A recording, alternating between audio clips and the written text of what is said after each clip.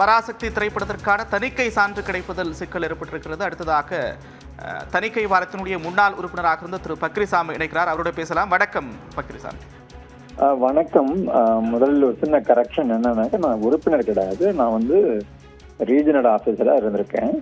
அது பழைய கிட்டத்தட்ட 10 வருஷத்துக்கு முன்னாடி 2011 15 வரைக்கும் இருக்கேன். நான் மெம்பர் கிடையாது. I was regional officer. சொல்லுங்க. நிச்சயமா பராசக்தி திரைப்படத்திற்கு இப்போ தணிக்கை சான்று கிடைக்கிறதுல இழுபறி சிக்கல் ஏற்பட்டிருக்கு. பொதுவாக திரைப்படங்களுக்கான தணிக்கை சான்று கொடுப்பதில் என்ன மாதிரியான விதிமுறைகள்லாம் கடைபிடிக்கப்படும்?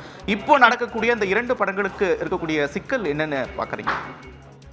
இந்த 2 படத்தை பற்றியும் நான் பேச விரும்பல. ஏன்னா எனக்கு ஃபுல் டீட்டெயில் தெரியாத பட்சத்தில் நான் பேசுறது, என்னுடைய ஒப்பீனியன் கொடுக்கறது தவறான இதுவா இருக்கும்.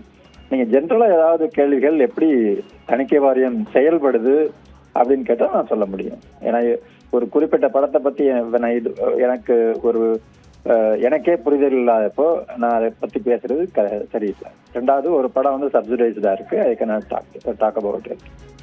நிச்சயமா அதுதான். இப்போ நம்ம ஒரு சென்சார் போர்டுக்கு ஒரு படத்தை அப்ளை பண்றோம். அந்த சர்டிபிகேட் கிடைக்கிறதுக்கான விதிமுறைகள் என்ன மாதிரியான விஷயங்கள்லாம் வெளியீட்டுக்கு முன்பு ஒரு படம் கடைபிடிக்க வேண்டியது இருக்கும்?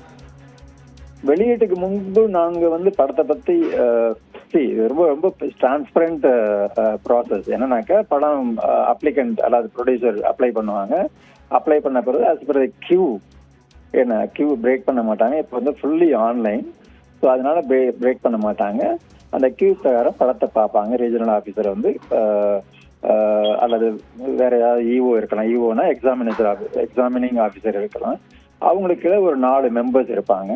அவங்க படத்தை பார்த்துட்டு என்ன கட்ஸ் அப்படின்ட்டு படத்தை பார்த்த உடனேயே அவங்கள கூப்பிட்டு சொல்லுவாங்க.